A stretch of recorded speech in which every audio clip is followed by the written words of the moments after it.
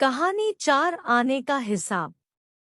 बहुत समय पहले की बात है। चंदनपुर का राजा बड़ा प्रतापी था। दूर दूर तक उसकी समृद्धि की चर्चाएं होती थी। उसके महल में हर एक सुख सुविधा की वस्तु उपलब्ध थी, पर फिर भी अंदर से उसका मन अशांत रहता था। उसने कई ज्योतिषियों और पंडितों से इसका कारण जानना चाहा। बहुत से विद्वानों से मिला। किसी ने कोई अंगूठी पहनाई तो किसी ने यज्ञ कराए, पर फिर भी राजा का दुख दूर नहीं हुआ। उसे शांति नहीं मिली। एक दिन भेष बदलकर राजा अपने राज्य की सैर पर निकला। घूमते घूमते वह एक खेत के निकट से गुजरा। तभी उसकी नजर एक किसान पर पड़ी। किसान ने फटे पुराने वस्त्र धारण कर रखे थे और वह पेड़ की छांव में बैठकर भोजन कर रहा था। किसान के वस्त्र देख राजा के मन में आया कि वह किसान को कुछ स्वर्ण मुद्राएं दे दे ताकि उसके जीवन कुछ खुशियां आ पाए। राजा किसान के सम्मुख जाकर बोला, मैं राहगीर हूँ, मुझे तुम्हारे खेत पर ये 4 स्वर्ण मुद्राएं एक गिरी मिली। चूंकि यह खेत तुम्हारा है, इसलिए ये मुद्राएं तुम ही रख लो। किसान, ना ना सेठ जी, ये मुद्राएं मेरी नहीं है, इसे आप ही रखें या किसी और को दान कर दे, मुझे इनकी कोई आवश्यकता नहीं। किसान की यह प्रतिक्रिया राजा को बड़ी अजीब लगी। वह बोला, धन की आवश्यकता किसे नहीं होती, भला आप लक्ष्मी को ना कैसे कर सकते हैं। सेठ जी, मैं रोज 4 आने कमा लेता हूँ और उतने में ही प्रसन्न रहता हूँ। किसान बोला, क्या आप सिर्फ 4 आने की कमाई करते हैं और उतने में ही प्रसन्न रहते हैं? यह कैसे संभव है? राजा ने अचरज से पूछा।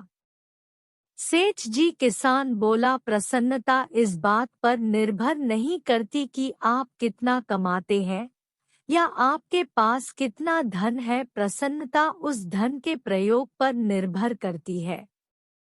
तब तुम इन 4 आने का क्या क्या कर लेते हो? राजा ने उपहास के लहजे में प्रश्न किया। किसान भी बेकार की बहस में नहीं पड़ना चाहता था। उसने आगे बढ़ते हुए उत्तर दिया, इन 4 आनों में से एक मैं कुएं में डाल देता हूँ, दूसरे से कर्ज चुका देता हूँ, तीसरा उधार में दे देता हूँ और चौथा मिट्टी में गाड़ देता हूँ।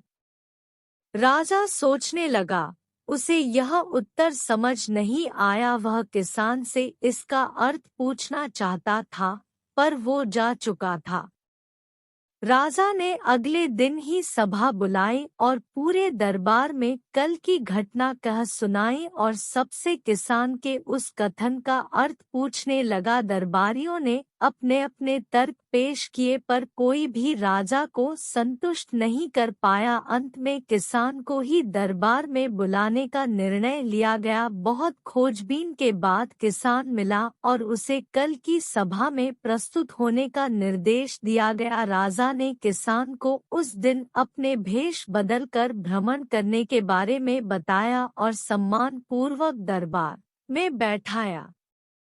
मैं तुम्हारे उत्तर से प्रभावित हूँ और तुम्हारे 4 आने का हिसाब जानना चाहता हूँ। बताओ, तुम अपने कमाए 4 आने किस तरह खर्च करते हो जो तुम इतना प्रसन्न और संतुष्ट रह पाते हो? राजा ने प्रश्न किया। किसान बोला, हुजूर, जैसा कि मैंने बताया था, मैं एक आना कुएं में डाल देता हूँ, यानी अपने परिवार के भरण पोषण में लगा देता हूँ। दूसरे से मैं कर्ज चुकता हूँ, यानी इसे मैं अपने वृद्ध माँ बाप की सेवा में लगा देता हूँ। तीसरा मैं उधार दे देता हूँ, यानी अपने बच्चों की शिक्षा दीक्षा में लगा देता हूँ।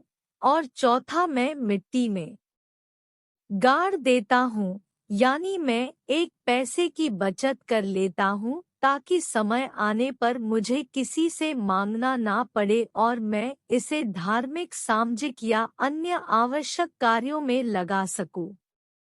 राजा को अब किसान की बात समझ आ चुकी थी। राजा की समस्या का समाधान हो चुका था। वह जान चुका था कि यदि उसे प्रसन्न एवं संतुष्ट रहना है तो उसे भी अपने अर्जित किए धन का सही उपयोग करना होगा। कहानी झूठ बोलने की सजा। एक बार एक ग्रामीण साहूकार का बटुआ खो गया। उसने घोषणा की कि जो भी उसका बटुआ लौटाएगा उसे 100 रुपए का इनाम दिया जाएगा। बटुआ एक गरीब किसान के हाथ लगा था। उसमें 1000 रुपए थे। किसान बहुत ईमानदार था। उसने साहूकार के पास जाकर बटुआ उसे लौटा दिया। साहूकार ने बटुआ खोलकर पैसे गिने। उसमें पूरे 1000 रुपए थे। अब किसान को इनाम के 100 रुपए देने में साहूकार आगा पीछा करने लगा। उसने किसान से कहा, वाह, तू तो बड़ा होशियार निकला। इनाम की रकम तूने पहले ही निकाल ली। यह सुनकर किसान को बहुत गुस्सा आया। उसने साहूकार से पूछा, सेठ जी, आप कहना क्या चाहते हैं? साहूकार ने कहा, मैं क्या कह रहा हूँ तुम अच्छी तरह जानते हो। इस बटुए में 1100 रुपए थे पर अब इसमें केवल 1000 रुपए ही है। इसका अर्थ यह हुआ कि इनाम के 100 रुपए तुमने इसमें से पहले ही निकाल लिए हैं। किसान ने कहा, मैंने तुम्हारे बटुए से 1 पैसा भी नहीं निकाला है। चलो सरपंच के पास चलते हैं, वही फैसला हो जाएगा। मैं फिर वे दोनों सरपंच के पास गए। सरपंच ने उन दोनों की बातें सुनी। उसे यह समझते देर नहीं लगी कि साहूकार बेईमानी कर रहा है। सरपंच ने साहूकार से कहा, आपको पूरा यकीन है कि बटुए में 1100 रुपए थे? साहूकार ने कहा, हाँ हाँ, मुझे पूरा यकीन है। सरपंच ने जवाब दिया, तो फिर यह बटुआ आपका नहीं है। और सरपंच ने बटुआ उस गरीब किसान को दे दिया। इस कहानी से हमें यह शिक्षा मिलती है कि झूठ बोलने की भारी सजा भुगतनी पड़ती है। कहानी, एक मूर्ख आदमी।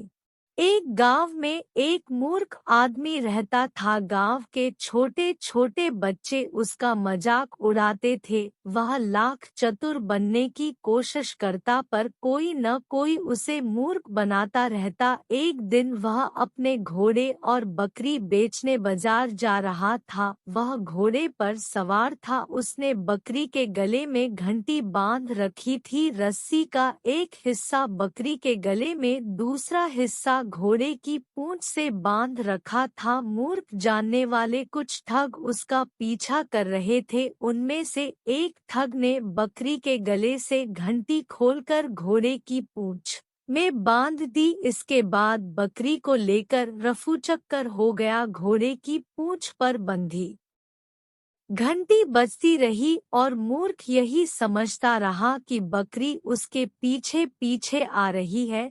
थोड़ी देर बाद दूसरा ठग आया। उसने मूर्ख को रोककर पूछा, भाई साहब, आपने अपने घोड़े की पूंछ में यह घंटी क्यों बांध रखी है? उस मूर्ख ने पीछे मुड़कर देखा तो बकरी नदारद थी। उसे बड़ा ताज्जुब हुआ। तभी तीसरा ठग आ पहुंचा। उसने मूर्ख से कहा, मैंने अभी देखा है कि एक आदमी तुम्हारी बकरी को लिए भागा जा रहा है। अगर तुम मुझे अपना घोड़ा दे दो तो मैं उसका पीछा करके तुम्हारी चुराई गई बकरी वापस ला सकता हूँ। मूर्ख तुरंत घोड़े पर से उतर पड़ा और उसने घोड़ा तीसरे ठग के हवाले कर दिया। वह मूर्ख को चिढ़ाता हुआ घोड़े को लेकर सरपट भाग गया। बेचारा मूर्ख बहुत देर तक अपने पशुओं को पाने का इंतजार करता रहा पर जब वह पशुओं को पाने का इंतजार करता रहा पर जब वह राह देखते देखते थक गया और ठग लौट कर नहीं आया तो वह खाली हाथ ही घर वापस लौट आया। दूर कहीं घंटी बजती रही और तीनों ठग गाते रहे, घंटी घंटी बजती रहो, रातों दिन गाती रहो, जीवन एक खेल है सुनहरा। शिक्षा, मूर्ख की तकदीर कभी लंबे समय तक उसका साथ नहीं देती।